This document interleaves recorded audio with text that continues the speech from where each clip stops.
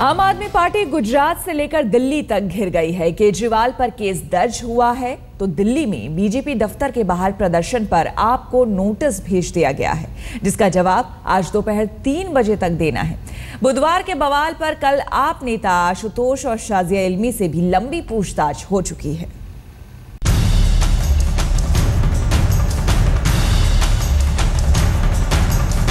दिन भर की अटकलों के बावजूद आम आदमी पार्टी के नेता आशुतोष और शाजिया इल्मी गिरफ्तारी से तो बच गए। पुलिस ने आपके दोनों नेताओं से घंटों पूछताछ के बाद ही उन्हें छोड़ दिया, लेकिन बुधवार को बीजेपी दफ्तर के बाहर जो कुछ भी हुआ उसे लेकर चुनाव आयोग का डंडा अभी बाकी है। गुजरात में केजरीवाल को रोके जाने के विरोध में दिल्ली में बीजेपी दफ्तर के बाहर आपके प्रदर्शन पर जिला निर्वाचन अधिकारी यानी कि नई दिल्ली के डिप्टी कमिश्नर ने आम आदमी पार्टी को नोटिस थमा दिया है। नई दिल्ली जिला निर्वाचन अधिकारी ने पूछा है कि क्यों ना आम आदमी पार्टी के खिलाफ कार्रवाई की जाए। नोटिस के मुताबिक आम आदमी पार्टी पर बिना इजाजत प्रदर्शन करने और आचार संहिता के उल्लंघन का इल्जाम है। आम आदमी पार्टी को आज दोपहर 3 बजे तक चुनाव निर्वाचन अधिकारी के नोटिस का जवाब देना होगा।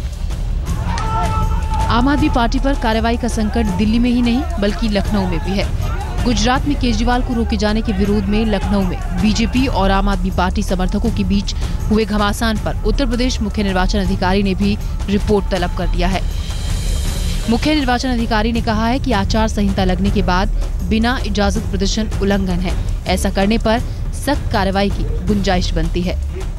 कल अनाउंसमेंट के बाद यहाँ पे लखनऊ में या और इक्का दुक्का जगहों पे कुछ ऐसे प्रदर्शन की बात आई थी या कुछ ऐसे झड़पों की शिकायत आई थी, उसकी पूरी रिपोर्ट प्राप्त की जा रही है। उसमें मॉडल कोड ऑफ कंडक्ट में यदि कोई भी यदि प्रदर्शन होता है 144 के अंतर्गत ये बैन है। लोकतंत्र की पवित्र लड़ाई को सियासी महायुद्ध में तब्दील करने पर चुनाव आयोग कितनी सख्ती बरतेगा ये तो कार्रवाई के बाद ही पता चलेगा, लेकिन दिल्ली में बुधवार की झड़प के बाद से ही आप नेताओं की फजीहत जारी है। आप नेता आशुतोष और शाजिया इल्मी से घंटों की पूछताछ इस बात की तस्दीक करती है। से पूछा गया कि हम वहाँ पे क्या कर रहे थे, हम कैसे वहाँ पे आए। मैंने बताया, मैंने उनसे पूछा क्या किसी भी फुटेज में आपने मुझे पत्थर के साथ देखा है? आपने तो देखा है मुझे वाटर कैनन के सामने, आपने देखा है मुझे नारेबाजी करते हुए या मीडिया के सवाल का जवाब देते हुए। किस बिना पर आखिरकार ये FIR है जिसमें राइटिंग और इतने संगीन मामले हैं? हमने तो कोई दंगाबाजी या राइटिंग नहीं की। इन लोगों ने पहले मुझसे पूछताछ की।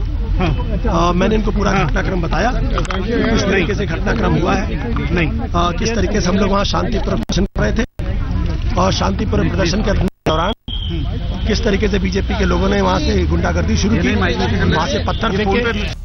आप नेताओं आशुतोष और शाजिया का बयान धारा 161 के तहत दर्ज किया गया। वैसे तमाम पुलिसियाई पूछताछ या बयान दर्ज करने की प्रक्रिया के बाद भी शायद ये साफ न हो पाए कि किसका दोष कितना है, लेकिन बुधवार को जो तस्वीर सामने आई उससे लोकतंत्र जरूर शर्मिंदा है।